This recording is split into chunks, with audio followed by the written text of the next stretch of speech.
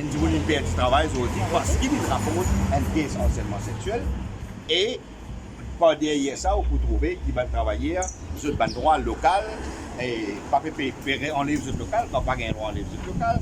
Ban relief, supposé gagner 6 000 roupies, puis à l'Anganu, il dit tu travailles transport, vous avez gagné, mais ban relief ici, pas gagner 6 000 roupies. Et je trouve une série, comment dire, pression énorme le travailleur et ça va pression, stress énorme que vous mettez le travailleur qui est capable d'entraîner les autres transitifs dans l'entreprise. Alors, nous faisons après des questions, nous vous passons madame pour dire des trois mots, nous c'est pour camarades ici. Moi, en tant qu'une femme dans le transport, je ne suis pas d'accord qu'il y ait un harcèlement. Quand ça victime là, tu viens de moi, il dit à moi qui va qui tient dans l'attouchement, je dis aller personnellement, allez, arrêtez des gens. Il y en a des gens dans sa compagnie là, il y en a un gens homme avec une femme. Mais tu pensais que sa femme est là, au moins tu faisais prendre ça en considération. Au lieu de ce qu'il fait, c'est fait un complot, c'est qu'il met ça là de haut. Moi, je peux dire en tant que femme aujourd'hui, parce que là, nous travaillons en danger. Ok? Tu peux faire un agrès, pas pour tester là, un agrès de la fin. Parce que nous ne sommes pas capables de sa camarade là comme ça. Et c'est pour action. Action avec tout ça, m'a dit qui met vidéo là. Et en plus, avec ma dit qui donne ma témoignage. Même bureau de travail aussi 3 fois, il a allé, il a mis un statement. Maintenant, pas un statement en considération. Et le cadre de non-performance sont deux choses complètement différentes.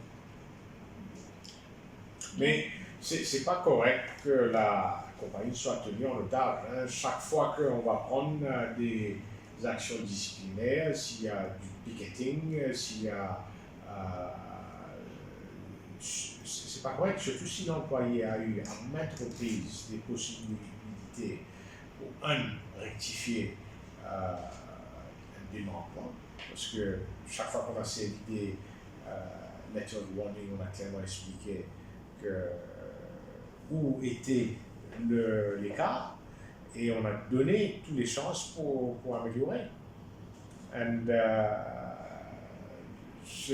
Le cas qui a été référé ici, c'est à la suite de plusieurs années de non-performance. Cette dame, donc en octobre 2020, elle s'est plainte effectivement d'harcèlement sexuel. Alors, comme la compagnie prend tous ces cas d'harcèlement sexuel très au sérieux, la compagnie donc a convoqué cette dame et a convoqué les gens qu'elle avait accusés. Donc, il y a eu une rencontre en présence de la compagnie en octobre 2020 pour confronter les deux parties. Est-ce qu'il y avait vraiment harcèlement sexuel ou alors les garçons ont tous nié. Donc tous ceux qui étaient accusés de harcèlement sexuel ont nié. Devant cet état de choses, la compagnie n'a pas eu d'autre recours de dire écoutez, en ce qui concerne la compagnie, vous dites ça, vos collègues disent le contraire, nous vous conseillons fortement de donner une déposition à la police, puisqu'à partir de là, la police pourra agir et la compagnie va donner toutes les informations nécessaires à la police pour que son cas soit pris au sérieux.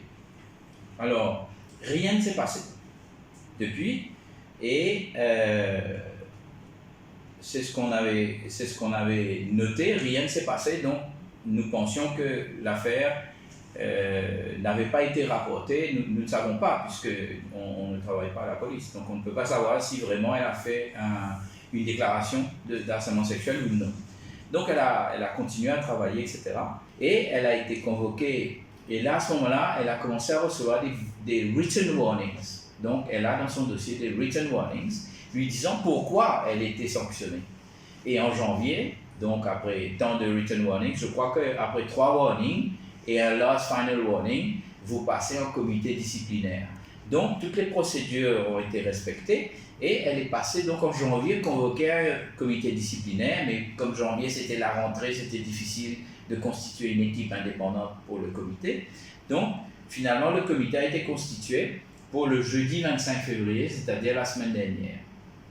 Donc elle est venue et le comité s'est tenu en présence bien sûr du HR manager et d'un assesseur, un président totalement indépendant qui a 25 ans d'expérience dans le métier. D'ailleurs, M.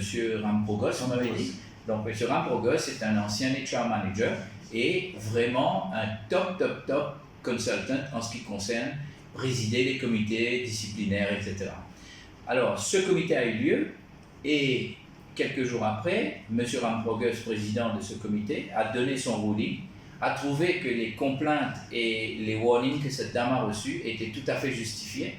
Et c'est à ce moment-là que le comité a dit, devant aucune solution, donc on appelle à sa mise à pied.